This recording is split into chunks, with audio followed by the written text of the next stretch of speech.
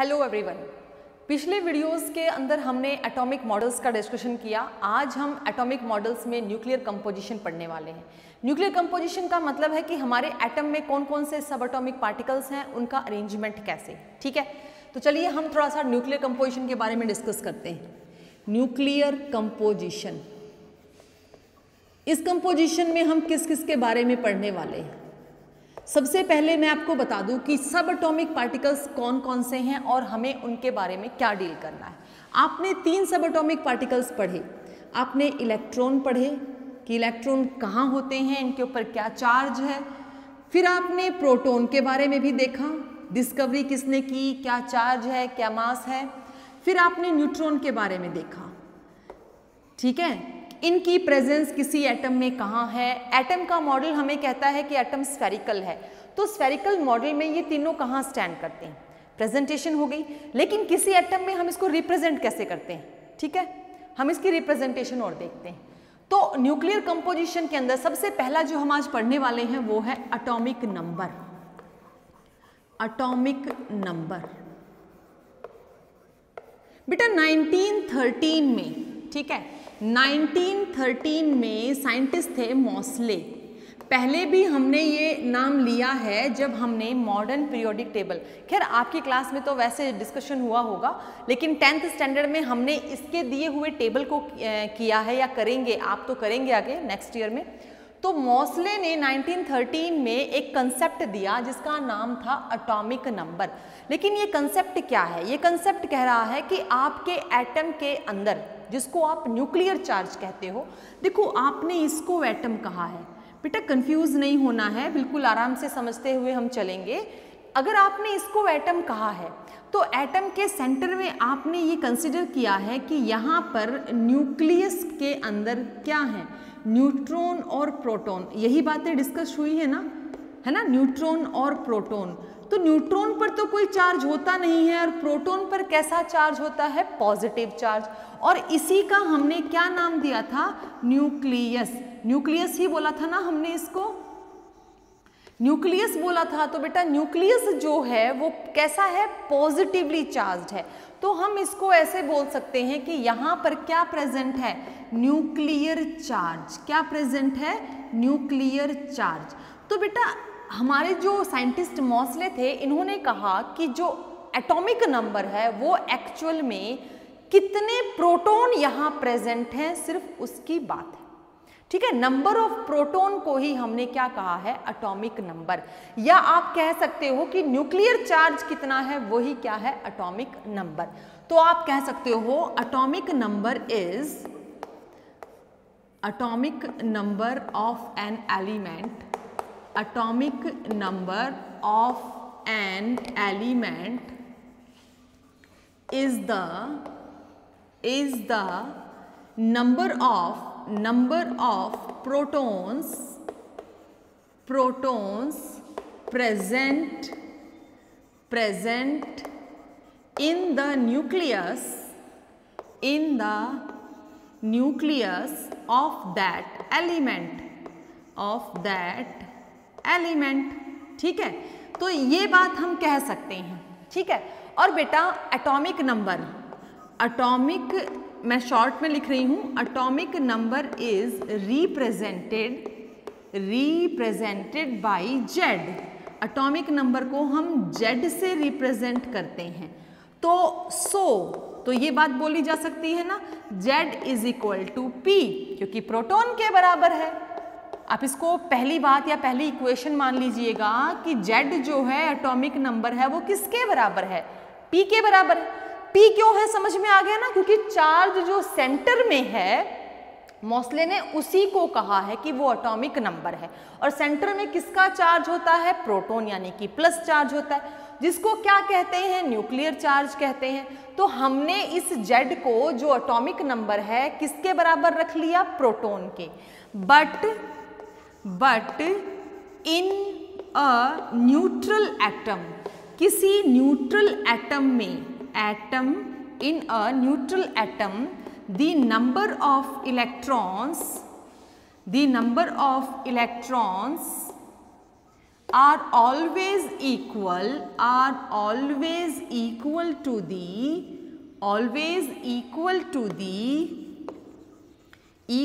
the number of protons. लेकिन अगर कोई एटम इलेक्ट्रिकली न्यूट्रल है, न्यूट्रल का मतलब क्या, जिसके ऊपर कोई चार्ज नहीं हो, अगर मैं सिर्फ पॉजिटिव चार्ज की बात करूंगी तो इसका मतलब पूरा एटम पॉजिटिवली चार्ज्ड है। लेकिन कोई भी एटम जब तक अकेला है उस पर कोई चार्ज नहीं होता, वो न्यूट्रल होता है, उसको हम आइसोलेटेड एटम बोलते हैं। ठीक है, तो कह रहे हैं कि अगर एक एटम न्यूट्रल एटम है तो इसका मतलब क्या होगा कि वहां पर नंबर ऑफ इलेक्ट्रॉन्स और नंबर ऑफ प्रोटॉन्स क्या होंगे, बराबर होंगे। ठीक है, नंबर ऑफ इलेक्ट्रॉन्स और नंबर ऑफ प्रोटॉन्स क्या होंगे, बराबर होंगे। तभी तो, क्योंकि इलेक्ट्रॉन कैसे होते हैं, नेगेटिव चार्ज होते हैं, और प्रोटॉन कैसे होते हैं, पॉजिटिव चार्ज होते हैं। अब ये बात तो आपको पता है, जितने नेगेटिव होंगे अगर उतने ही पॉजिटिव हों तो उनका जो रिजल्ट है वो कैंसिल हो जाता है। Positive negative cancel out each other, खत्म कर देते हैं। तो पॉजिटिव और नेगेटिव अगर बराबर हैं तो इसका मतलब वहां पर वैल्यू क्या रहेगी चार्ज की, जीरो रहेगी। तो इसका मतलब वो क्या हो गया, न्यूट्रल हो गया ना। अगर इलेक्ट्रॉन, डिस्कवरीज ने बताया है ना कि इलेक्ट्रॉन नेगेटिव है और प्रोटॉन कैसे हैं, पॉजिटिव हैं, तो इन डिस्कवरीज से क्या समझ में आया कि जो एटम है वो न्यूट्रल है। तो एक और बात हमें यहाँ पर लिखने को मिल गई कि प्रोटॉन किसके बराबर होते हैं, इलेक्ट्रॉन के। इलेक्ट्रॉन का सिंबल ये था, प्रोटॉन का सिंबल ये था, ये बात हमें यहाँ से मिल गई। इसको हमने सेकंड इक्वेशन के तौर पर रख लिया। अब आपको इक्वेशन फर्स्ट और इक्वेशन सेकंड से क्या समझ में आ रहा है, देखिए जरा ध्यान से। From equation first and second, equation first और सेकंड से आपको क्या समझ में आया, वी गेट, हमें क्या मिल रहा है, हमें मिल रहा है कि Z, who is Z is atomic number, is equal to proton और इक्वल्स टू इलेक्ट्रॉन, है ना। Atomic number is equal to number of proton और equal to number of electron. तो ओवरऑल एटॉमिक नंबर की जो वैल्यू है वो हमें कौन कौन दे पाएगा, हमें नंबर ऑफ प्रोटॉन भी बता देंगे और नंबर ऑफ इलेक्ट्रॉन भी। जितने इलेक्ट्रॉन होंगे वो ही हमारा एटॉमिक नंबर होगा, या जितने प्रोटॉन होंगे वो भी हमारा क्या होगा, एटॉमिक नंबर। तो this relation is very important to find out the atomic number or to find out the electron or to find out the proton. If any one is given, we predict out the next one. बहुत ही simple है, बहुत ही आसान है, बस आपको जरा ध्यान से समझना है। ठीक है, आप इसको लिख लीजिए, तब तक आगे करते हैं। चलिए इसी कंसेप्ट को अब एग्जाम्पल के तौर पर देखते हैं। For example atomic number of sodium is 11। ठीक है, आपको एटॉमिक नंबर दे दिया गया है 11। You have to find out the number of electron and number of proton. आपको क्या क्या प्रेडिक्ट आउट करने हैं, number of electron predict out करने हैं और number of electron. Atomic number कितना दे दिया है, 11। तो आप क्या रिलेशन यूज करेंगे भैया, आप क्या रिलेशन लगाएंगे, आप इस्तेमाल करेंगे जेड कौन है, जेड एटॉमिक नंबर है। जेड किसके इक्वल होता है, प्रोटॉन के इक्वल होता है, और ये दोनों किसके इक्वल होते हैं, इलेक्ट्रॉन के इक्वल होते हैं या नहीं होते हैं ना। अगर जेड की वैल्यू 11 है तो प्रोटॉन की वैल्यू भी कितनी हो गई, 11 हो गई, और इलेक्ट्रॉन की वैल्यू भी कितनी होगी, 11 होगी। लेकिन जरा ध्यान देंगे, number of proton equals to 11, number of electron equals to 11। Number of electron सिर्फ और सिर्फ किस केस में बराबर होते हैं, जब वो एक न्यूट्रल एटम होता है, ओनली इन न्यूट्रल एटम। ये बात याद रखना, आयंस में नहीं होता न्यूट्रल एटम। और मैं ये पहले आपको वीडियोस में बता चुकी हूँ कि एक एटम अपने इलेक्ट्रॉन का लॉस करने से या इलेक्ट्रॉन का गेन करने से आयन में बदलता है, जब तक वो आयन में नहीं बदलता number of electron number of proton के इक्वल रहते हैं। ठीक है, बात समझ में आ रही है? अच्छा, कुछ कैरेक्टरिस्टिक्स हैं, characteristics of atomic number. Atomic number की कुछ बातें हैं जो स्पेशल हैं, जो एटॉमिक नंबर की ही होनी चाहिए, वो कोई चेंज नहीं कर सकता। पहली बात, किसी एलिमेंट के हर एटम, ठीक है ना, for an element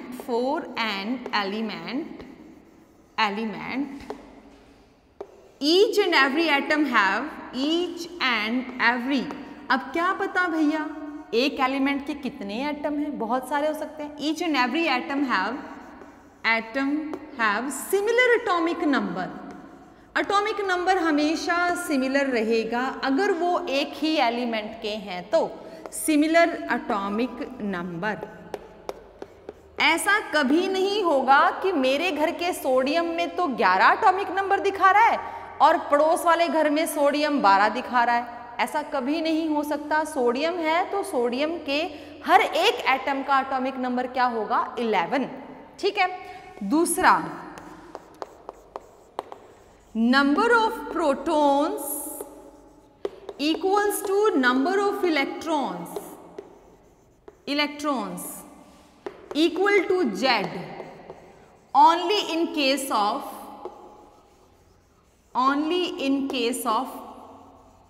neutral atom. ऐसा सिर्फ न्यूट्रल एटम के केस में होगा, not in ion. Neutral atom, not in ions. Ion के केस में ऐसा नहीं होगा, सिर्फ और सिर्फ न्यूट्रल एटम के केस में होगा जब number of proton number of electron के और एटॉमिक नंबर के बराबर होंगे। थर्ड है, atomic number is always a whole number. Atomic number is always a whole number. मैं इसको कभी फ्रैक्शंस में नहीं देखूंगी, होल नंबर है, कभी फ्रैक्शन में नहीं लिखा जाएगा। ठीक है, 1 है 1 रहेगा, 11 है 11 रहेगा, 12 है 12 रहेगा, 13 है 13 रहेगा। आप इसको 12.5, 11.5, 13.5 नहीं कर सकते। ठीक है। Atomic number should not be change. Atomic number should not be changed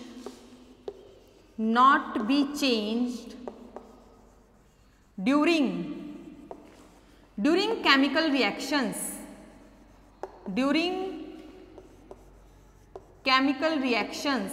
जब केमिकल रिएक्शंस होंगी तो किसी भी एटम का, किसी भी एलिमेंट का एटॉमिक नंबर कभी चेंज नहीं होगा। शुड नॉट भी लिख सकते हैं आप, नेवर भी चेंज लिख सकते हो।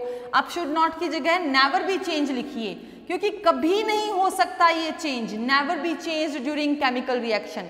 किसी भी एटम की, किसी भी एलिमेंट की आप केमिकल रिएक्शन परफॉर्म करवा लीजिए, उसका जो एटॉमिक नंबर शुरुआत में है थ्रू आउट द रिएक्शन वही रहने वाला है। इट मीन्स अगर कोई न्यूट्रल एटम है तो atomic number number of proton और इलेक्ट्रॉन के साथ कंसीडर कर सकते हो, लेकिन अगर वो आयन है तो आयन के केस का हम डिस्कशन करेंगे, तब वहां पर आपको बताएंगे। तब तक आप इसको लिख लीजिए अच्छे से। चलिए बेटा, after atomic number second nuclear composition के बारे में बात करते हैं। सेकेंड न्यूक्लियर कंपोजिशन है क्या? ठीक है, दैट इज मास नंबर। ये सेकेंड कंपोजिशन है, मास नंबर इसको कहते हैं, मास नंबर। ठीक है बेटा, इससे पहले हमने पिछले चैप्टर में एक और वर्ड पढ़ा था, एटॉमिक मास। ठीक है, एटॉमिक मास, मॉलिक्यूलर मास, है ना। एटॉमिक मास और मास नंबर में कुछ डिफरेंस है, लेकिन क्या है पहले हम वो डिस्कस करते हैं। पहले मास नंबर क्या है ये पढ़ते हैं, फिर हम देखेंगे कि एटॉमिक मास से ये अलग कैसे। ठीक है, तो मास नंबर क्या है? It is the sum of proton and neutron present in the nucleus। हम ऐसा बोल सकते हैं, it is the sum of protons and neutrons present in the nucleus of an atom, in the nucleus of an atom. किसी atom के nucleus में जितने भी प्रोटॉन और न्यूट्रॉन हैं उनके सम को हम मास नंबर कहते हैं, ठीक है। इट इज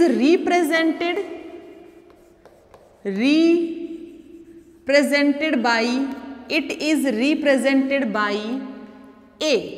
ये कैपिटल ए से रिप्रेजेंट होता है, जैसे एटॉमिक नंबर जेड से रिप्रेजेंट होता है ना, वैसे ये कैपिटल ए से रिप्रेजेंट होता है, ठीक है। सो मास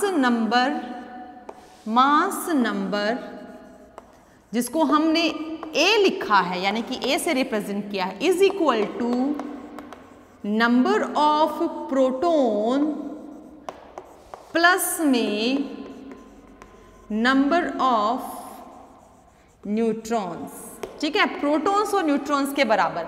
अच्छा, नंबर ऑफ न्यूट्रॉन किसके बराबर थे? एटॉमिक नंबर के। तो इसकी डेफिनेशन में एटॉमिक नंबर भी आ सकता है ना, एटॉमिक नंबर प्लस में नंबर ऑफ न्यूट्रॉन। किसी भी तरीके से हमें मिले ये मास नंबर। देखो, मास नंबर को कैलकुलेट करने के लिए हमें क्या क्या पता होना चाहिए? हमें प्रोटॉन के नंबर पता होना चाहिए या फिर न्यूट्रॉन के। अगर हमें प्रोटॉन नहीं पता है तो हमें एटॉमिक नंबर पता होगा। अभी हमने पीछे किया कि एटॉमिक नंबर ऑफ प्रोटॉन के बराबर होता है, तो इसकी jगह ये या इसकी जगह पर ये भी पुट किया जा सकता है, ठीक है। एक एग्जाम्पल लेते हैं जिससे समझने में आसानी रहेगी, ठीक है। हमारे पास सोडियम एटम, हम यहाँ पर लिखेंगे number of neutrons of sodium atom is equal to 12। Sodium atom के नंबर ऑफ न्यूट्रॉन कितने हैं? 12 है, ठीक है। Atomic number of sodium atom का एटॉमिक नंबर कितना है? वो है 11, ठीक है। तो हमें क्या निकालना है? हमें निकालना है मास नंबर। हमें क्या कैलकुलेट करना है? Mass number. नाउ फटाफट रिलेशन लगाएंगे। Z है या A है? A है ना। A is equal to Z plus में न्यूट्रॉन। अभी लिखा देखो, A is equal to Z plus में न्यूट्रॉन। तो हमें जो चीजें गिवन है उनको हम रख लेते हैं और जो चीजें हमें कैलकुलेट करनी है हम उनको कैलकुलेट करते हैं। A हमें कैलकुलेट करना है, Z हमारा 11 है और न्यूट्रॉन हमारे 12 है। तो A की वैल्यू हमारे पास कितनी आ गई? 23। तो 23 इज द। तो बेटा, मास नंबर और एटॉमिक नंबर में बेसिक डिफरेंस क्या है ये आप अपनी कॉपी में लिख लेना। कैसे बता रहे? मास नंबर हमेशा एक होल नंबर रहता है। मास नंबर जो है वो हमेशा एक होल नंबर टर्म में ही आएगा, लेकिन जो एटॉमिक मास है वो एक्चुअल में रिलेटिव मास है, वो कंप्लीटली नहीं आता, वो आइसोटॉप्स का रिलेटिव मास होता है, तो वो फ्रैक्शन में भी आ सकता है। जैसे क्लोरीन का 35.5 म्यू या फिर ग्राम होता है, तो ये एटॉमिक मास है, मास नंबर नहीं है, एटॉमिक मास है, क्योंकि ये एक रिलेटिव मास है, एक एवरेज मास है, ठीक है, एवरेज निकाला गया है। तो एटॉमिक मास और मास नंबर में इस डिफरेंस को आप याद रखिएगा, कंफ्यूज नहीं होना है। यहाँ पर मास नंबर रखकर ही आपको वैल्यूज निकालनी है, एटॉमिक मास रखकर आप वैल्यूज नहीं निकाल पाओगे, क्योंकि एटॉमिक मास रखोगे तो यहाँ पर आपको पॉइंट्स में आंसर मिलेगा, और पॉइंट्स में कभी भी ना तो नंबर ऑफ न्यूट्रॉन होते हैं, ना प्रोटॉन होते हैं, ना इलेक्ट्रॉन होते हैं, और ना ही एटॉमिक नंबर होता है, यानी कि फ्रैक्शन में नहीं होते। सो बी केयरफुल, जब भी आप कैलकुलेशन करें मास नंबर को लें, मास नंबर एक होल नंबर होता है। आई होप यहाँ तक को आपको जितनी भी आपकी न्यूक्लियर कंपोजिशन है, आपकी एटॉमिक नंबर और मास नंबर दोनों ही क्लियर हो गए।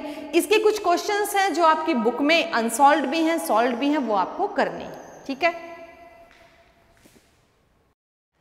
चलिए, एटॉमिक नंबर, मास नंबर को किसी भी एलिमेंट के सिंबल के साथ कैसे रिप्रेजेंट करते हैं हम वो देखते हैं, ठीक है। अगर किसी एलिमेंट का सिंबल सेंटर में लिखा गया है, अभी मैं आपको बताती हूँ कैसे, तो मास नंबर हमेशा आपको उसके हेड के पास मिलेगा, यानी इसके सिर के पास, और एटॉमिक नंबर आपको हमेशा उसके पैर के पास, यानी कि नीचे की तरफ मिलेगा।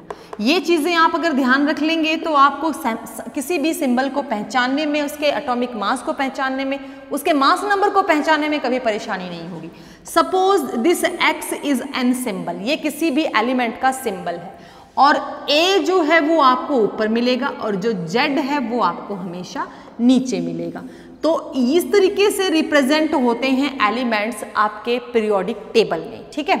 X सिंबल को रिप्रेजेंट कर रहा है, किसी भी एलिमेंट के सिंबल को रिप्रेजेंट कर सकता है, Z एटॉमिक नंबर को और A मास नंबर को। फॉर एग्जाम्पल कार्बन, मैंने कार्बन एलिमेंट लिया, कार्बन, ठीक है। कार्बन हैज कितने एटॉमिक नंबर होता है? 6 एटॉमिक नंबर, ठीक है। अभी इसको रिप्रेजेंट करते हैं 6 atomic number and mass number 12, ठीक है। इस बात को आपने ध्यान से देख लिया, कार्बन की बात हो रही है, एटॉमिक नंबर 6 है, मास नंबर 12 है, तो सिंबल की जगह पर क्या आ गया? C, क्योंकि कार्बन का सिंबल C है। अच्छा, इसका मास नंबर कितना है?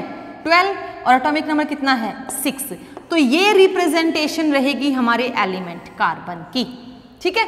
तो आप पीरियोडिक टेबल जब भी देखोगे, जहां भी देखोगे, इस तरीके से ही पहचानोगे कि जो ऊपर लिखा हुआ है वो है मास नंबर और जो नीचे लिखा हुआ है वो है एटॉमिक नंबर, और जो ये सिंबल ABCD जो भी उस रूप में उसके नाम के साथ है वो आपको उसके बारे में बताएगा कि मैं ये एलिमेंट हूँ।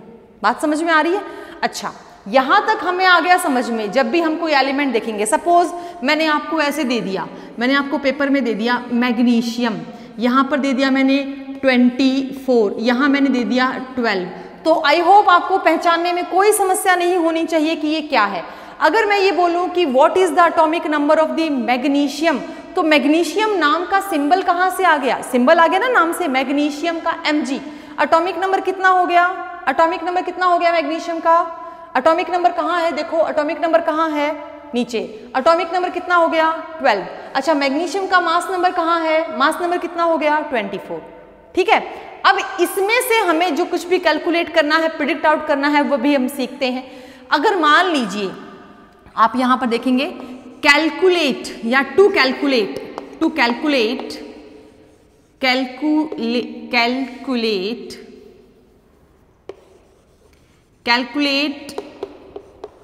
द नंबर ऑफ इलेक्ट्रॉन्स,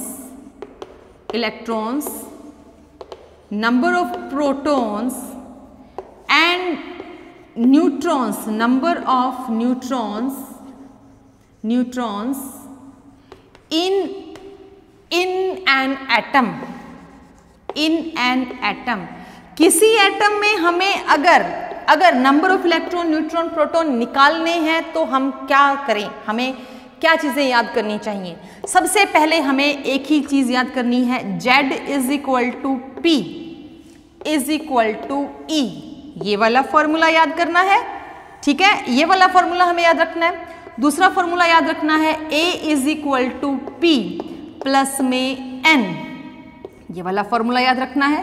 अगर आपको प्रोटॉन नहीं पता है, न्यूट्रॉन पता है, तो आपको पता हो सकता है A is equal to E plus में N, यानी कि इलेक्ट्रॉन भी मिल सकते हैं।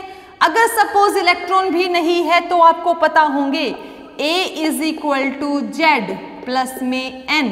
Z क्या है? एटॉमिक नंबर है। तो इन सब की मदद से आप इनको रीअरेंज करके कुछ भी कैलकुलेट कर सकते हो। सपोज आपको Z मिल गया है, आपको P नहीं मिला। Z मिल गया है तो P के बराबर है, बिल्कुल।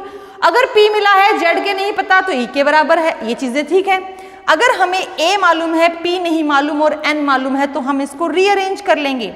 हम इसको रीअरेंज कैसे कर लेंगे? हमें P कैलकुलेट करना है, तो P क्या हो जाएगा? A माइनस N हो गया ना। P कैलकुलेट करने के लिए हमने किस में से माइनस कर दिया? मास नंबर में से। तो इस तरीके से हमें अगर एक यूनिटी, एक क्वांटिटी कैलकुलेट करनी है तो बाकी हमें गिवन है, तो हम आसानी से कैलकुलेट कर सकते हैं। बेटा, किसी एटम की, न्यूट्रल एटम की कैसे कैलकुलेट करते हैं और किसी आइसोलेटेड एटम, यानी कि जब वो आयन में बदल जाता है तब कैसे कैलकुलेट करते हैं, हम वो देख लेते हैं। तब तक इसको लिख लीजिए। चलिए बेटा, electron, proton, neutron, mass number, atomic number, कुछ भी कैलकुलेट करना है हमें, हम करना सीखते हैं। सबसे पहले हम यहाँ पर देखेंगे किसी न्यूट्रल एटम में, इन न्यूट्रल एटम में हम क्या क्या कैलकुलेट करेंगे और क्या क्या चेंजेस आते हैं, ठीक है। न्यूट्रल एटम, कोई न्यूट्रल एटम है, सपोज एग्जांपल ले लिया हमने मैग्नीशियम का, ले लेते हैं मैग्नीशियम, ठीक है। सिंबल आपको समझ में आ रहा है, आपने सिंबल्स याद किए हुए हैं, आपको कोई प्रॉब्लम नहीं होनी चाहिए। आपने सिंबल ले लिया, आपके पास इस मैग्नीशियम के लिए ए की वैल्यू है 24, ठीक है, इस मैग्नीशियम के लिए जेड की वैल्यू है 12। आपको ये दो चीजें दे रखी हैं, आपको क्या कैलकुलेट करना है, इलेक्ट्रॉन और प्रोटॉन और न्यूट्रॉन। चलिए सबसे पहले आपको निकालने हैं, आपको रिलेशन पता होना चाहिए, Z is equal to P is equal to E। अच्छा, ये रिलेशन अगर आपको पता है तो आप क्या निकाल चुके हो, number of electrons. Number of electrons आपने निकाल लिए, नंबर ऑफ इलेक्ट्रॉन्स कितने हो गए 12, ठीक है। फिर आपने नंबर ऑफ प्रोटॉन्स निकाल लिए, नंबर ऑफ प्रोटॉन्स आपके इस फॉर्मूले के अकॉर्डिंग भी कितने हो गए 12, क्योंकि बेटा Z की वैल्यू 12 है तो P भी 12 है और E भी 12 है। अच्छा, अब नाउ आप दूसरा फॉर्मूला यूज करेंगे, A is equal to P plus में N, ठीक है। इस फॉर्मूले से आपको क्या निकालना है, आपको न्यूट्रॉन निकालने हैं, आपको ये पता है, तो आप क्या निकालोगे, N is equal to A minus P, ऐसे निकालोगे ना। N की वैल्यू निकालनी है हमें, तो हम क्या करेंगे, N की वैल्यू निकलेगी जब हमारे पास A कितना है 24 माइनस P कितना है 12, तो हमारे पास N की वैल्यू कितनी आ गई, N की वैल्यू हमारे पास आ गई 12। तो N की वैल्यू हमारे पास आ गई 12, यानी कि नंबर ऑफ न्यूट्रॉन कितने हैं 12, नंबर ऑफ प्रोटॉन कितने हैं 12, नंबर ऑफ इलेक्ट्रॉन कितने हैं 12। ये तो केस है अगर कोई एटम न्यूट्रल एटम है। न्यूट्रल का मतलब होता है उसके ऊपर कोई चार्ज नजर आपको नहीं आ रहा, ठीक है। आई होप बिल्कुल आराम से समझ गए आप। अब इसको रिप्रेजेंट कैसे करोगे, magnesium atomic mass number 24, atomic number 12, ये है इसकी रिप्रेजेंटेशन, क्लियर है। अब मैं इसी का आयन बनाती हूं, इन एन आयन। आयन कौन कौन से हो सकते हैं, आयन बेटा दो हो सकते हैं, या तो कोई कैटायन होगा या कोई एनायन होगा। ध्यान रखना, कैटायन होते हैं पॉजिटिवली चार्ज्ड, एनायन होते हैं नेगेटिवली चार्ज्ड। चेंज कहां आता है, किसमें चेंज आएगा, ये देखना है। अब इसी केस को हम कैटायन में लेकर जा रहे हैं। हमने लिया बेटा Mg2 पॉजिटिव, ठीक है। अब आपको फाइंड आउट करने हैं, कुछ भी नहीं बदला है, mass number atomic number same है, लेकिन अब 2 पॉजिटिव चार्ज आपको दिख रहा है। अब आपको फाइंड आउट करने हैं, क्या फाइंड आउट करने हैं, number of electron find out करने हैं, number of protons find out करने हैं और number of neutrons find out करने हैं। आपको ये 3 चीजें फाइंड आउट करनी है और आपको ये चीज वहां पर दी गई है, कुछ भी नहीं बदला है, सिर्फ एक चार्ज यहां पर अपीयर हो गया। चलिए कैसे करते हैं, देखिए भाई Z से हम P निकाल सकते हैं ना। तो देखो Z is equal to P, है ना, ये तो रिलेशन बिल्कुल सिंपल है। तो Z कितना है 12 है, तो P यानी कि प्रोटॉन कितने हो गए 12, प्रोटॉन कितने हो गए 12। अब सबसे ज्यादा जरूरी बात आप ये समझो कि ये 2 पॉजिटिव आया क्यों, यही तो समझना है कि ये 2 पॉजिटिव आया क्यों। जब कोई एटम आयन में बदलता है तो चेंजेस कहाँ आने चाहिए, चेंज आते हैं या तो लॉस ऑफ इलेक्ट्रॉन में या फिर गेन ऑफ इलेक्ट्रॉन में। बेटा अगर ये 2 पॉजिटिव है तो इसका मतलब इसने क्या किया है, लॉस ऑफ इलेक्ट्रॉन। मैग्नीशियम जब 2 इलेक्ट्रॉन का लॉस करता है तभी तो वो 2 पॉजिटिव बनता है। कितने इलेक्ट्रॉन का लॉस कर दिया, 2 का।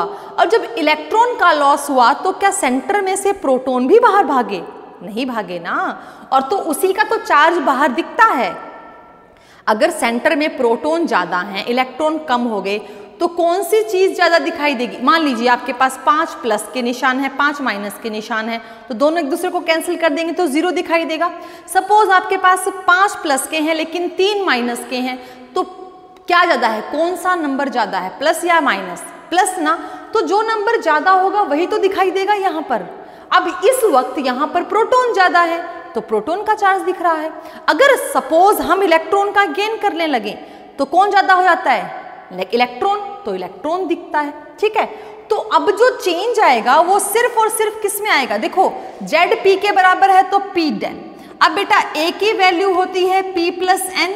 अब बेटा A24 है तो N की वैल्यू भी कितनी हो जाएगी 12। ये 2 कैलकुलेट करके देख लिए ना हमने, इनमें तो कोई चेंज नहीं। एक्चुअल चेंज कहाँ आ रहा है, इलेक्ट्रॉन में।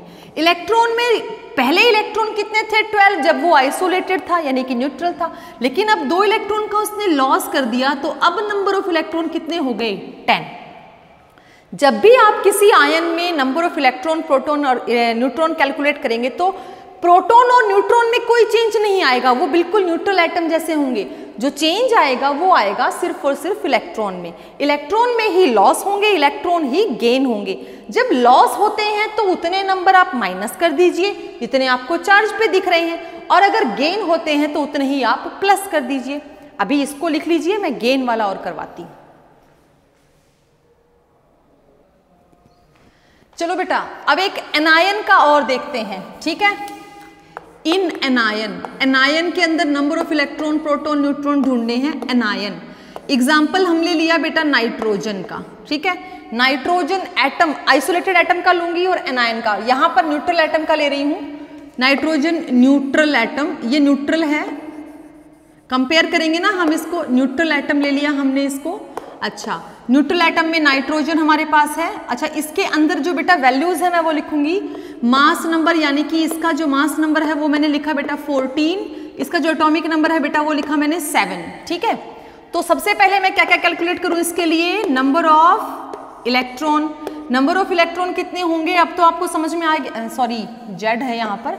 नंबर ऑफ इलेक्ट्रॉन अब तो आपको समझ में आ ही गया होगा कि इलेक्ट्रॉन किसके बराबर होंगे, जेड के, तो कितने हो गए 7।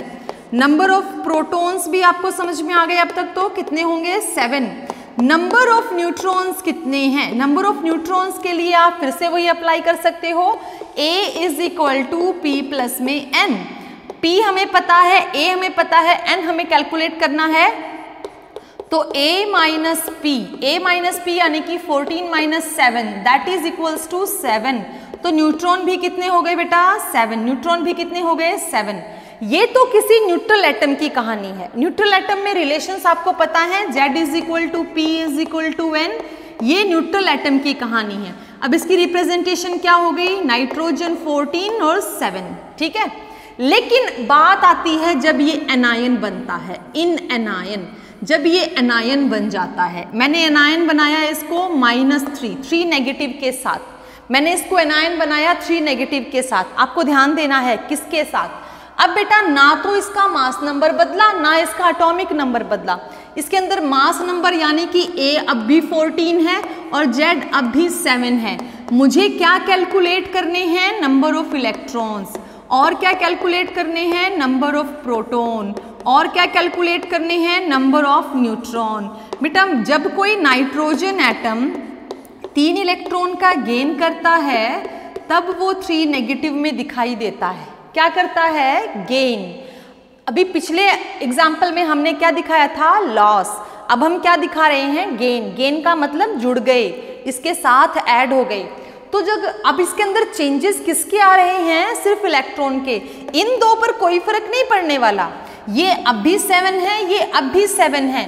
ये 7 हैं लेकिन कितने और जुड़ गए, 3। तो टोटल इलेक्ट्रॉन कितने हो गए, 10। तो बेटा जब आपको आयन, एनायन, कैटायन में बोला जाए, किसी तरीके से रिप्रेजेंट करके बोला जाए कि इसके इलेक्ट्रॉन फाइंड आउट कीजिए, प्रोटॉन फाइंड आउट कीजिए, न्यूट्रॉन फाइंड आउट कीजिए, तो चेंज सिर्फ और सिर्फ इलेक्ट्रॉन में नजर आना चाहिए, ना कि प्रोटॉन और न्यूट्रॉन में। कैसे नजर आएगा, अगर वो गेन कर रहे हैं तो गेन जो है वो हमेशा इस साइड लिखे जाते हैं, अगर वो लॉस कर रहे हैं तो वो हमेशा इस साइड लिखे जाएंगे, ठीक है। तो इस तरीके से आप इलेक्ट्रॉन, प्रोटॉन, न्यूट्रॉन और mass number, atomic number calculate करना सीख गए हैं और इनकी प्रैक्टिस कीजिए। मैं भी कुछ एक क्वेश्चन आपको दूंगी प्रैक्टिस करने के लिए, ठीक है। इसको राइट डाउन कर लीजिए।